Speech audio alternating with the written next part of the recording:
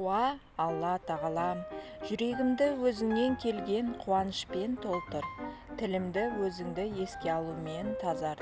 Бізге сұрағанымызды өзіңнен басқа ешкім бере алмайды, бізді жетістікке жеткіз.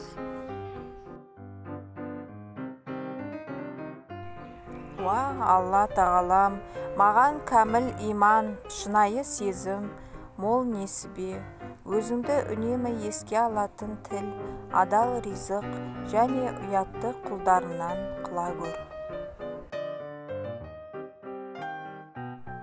Уа, Алла тағалам, маған Құран һәм басқа білімдерге байланысты естіген нәрселерді жақсы түсінетін қабілет пен зор зейін бере көр.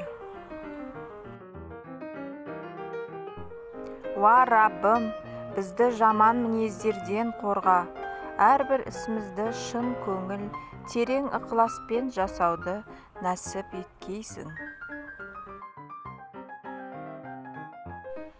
Уа, Раббым, бізге Құран аяттарын терең түсінуге қабілет бер және зейінімді ашқайсың.